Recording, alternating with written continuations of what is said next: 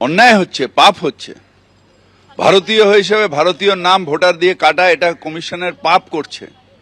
সুতরাং যারা পাপ করছে তাদের নিশ্চিতভাবে আমরা তাদের পাশে আছি। যারা সাধারণ মানুষ জোর করে কমিশন নাম কাটছে তাদের হয়ে আবার পিটিশন করে যাতে মহামান্য আদালত তাদের নামগুলো তোলার পারমিশন দেয়, সেই প্রক্রিয়াটাও আমরা এবার চালু করব। নির্বাচন কমিশনের বিষয় আমাদের অবস্থানে আমরা অনড়। আমরা যে ফর্ম 7 জমা দিয়েছিলাম তার উপরে শুনানি করতে হবে। পুলিশ বেআইনি ভাবে যেটা তারা করতে পারে না, আমাদের কর্মীদের কাছ থেকে ফর্ম 7 কেড়ে নিয়েছিল। আমাদের ফর্ম 7 তৃণমূল কংগ্রেসের কর্মীরা জ্বালিয়ে দিয়েছিল, বিডিও অফিস ধ্বংস করেছিল। এআরও আর ইআরওদের কাছে তারা যে ফর্ম 7 গুলো পেয়েছিল সেগুলো তারা রিসিভ করবার পরেও ঠিকঠাক সিস্টেমে আপলোড করেনি। এটাকে শেষ না করে নির্বাচন করা যাবে না। মাঝপথে বলবেন আমি এসআইআর শেষ আর এসআইআর বন্ধ, নির্বাচন হোক, এসব চলবে না।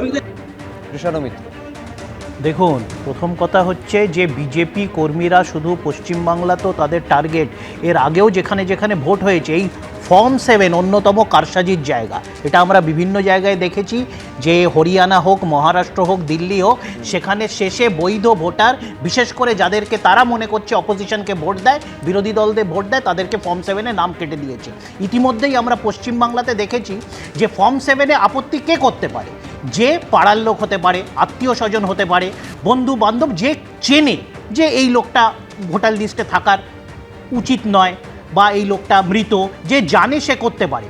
বিজেপি সেন্ট্রালি ঝাড়খণ্ড থেকে, বিহার থেকে থরে থরে ফর্ম 7 নিয়ে আসছে। আমরা তো ধরেছি, আমরা তো হাতে নাতে ধরেছি হাজার হাজার ফর্ম বিজেপি গাড়ি করে বিজেপি পার্টি অফিসে। এমনকি তমলুক আদালতে বিজেপির একজন নেতা, সে আদালতে গিয়ে প্রমাণ করতে পারেনি যে সে ফর্ম 7 কেন জমা করেছিল, তার জেল হয়েছে।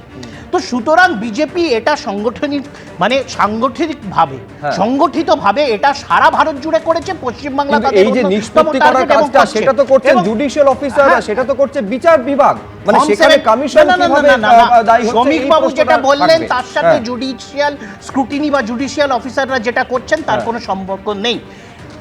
ফর্ম 7টা সম্পূর্ণ আলাদা, যার কেউ জমা করবে তার এখতিয়ার নির্বাচন কমিশনের। আচ্ছা, বেশ, সেইখানে নির্বাচন কমিশন আমরা পরিষ্কার ভাবে বলেছি বিজেপি যা শক্তি প্রয়োগ করার করে নিন, যত শক্তি আছে তারা করে নিন। ইতিমধ্যেই করেছেন, অঘোষিত রাষ্ট্রপতি শাসন চলছে।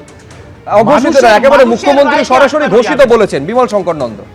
না, পশ্চিমবাংলা আমাদের টার্গেট। আমি সেটাকে একটু ঘুরিয়ে বলছি যে পশ্চিমবঙ্গ জয় আমাদের প্রধান লক্ষ্য। অবশ্যই লক্ষ্য, আমি তো অস্বীকার করছি না। কারণ পশ্চিমবঙ্গ থেকে এই ভয়ঙ্কর শক্তিটাকে, ক্ষমতার অলিন্দ থেকে দূর করে ওই বিষের গাছটাকে উপড়ে বঙ্গোপসাগরে ফেলে দেওয়া আমাদের প্রধান লক্ষ্য।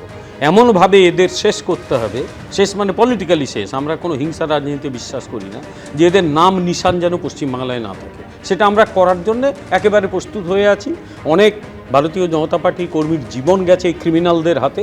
এই ক্রিমিনালদের একদম মাননীয় প্রধানমন্ত্রী যা যা বলেছিলেন, চুন চুনকে হিসাব লেনা হোগা, আমরা একবারে খুঁজে খুঁজে আইনের যা হিসেব, সেই আইনের পথেই এদের হিসেব নেওয়া হবে। তাই পশ্চিমবাংলা জয় করতে হবে। এইরকম ফোর্স থেকে তো রাখা যায় না।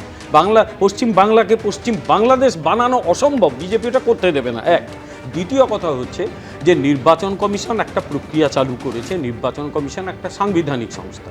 বিজেপির লোকগুলো না মানে তৃণমূলের লোকগুলো না মানে সংবিধান না কিছু, তারা গালিগালাজ করতেই অভ্যস্ত। আমরা তো ভারতীয় জনতা পার্টির কর্মীরা সংবিধানটা মানি।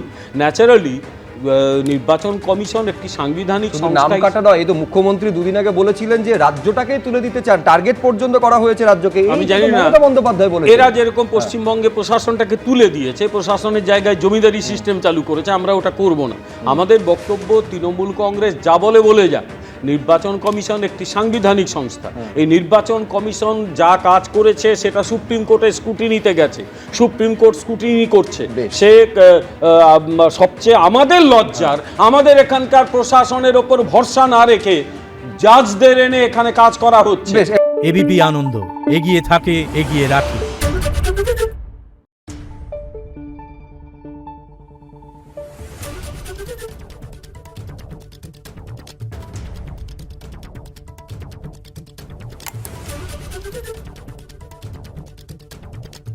Thank you.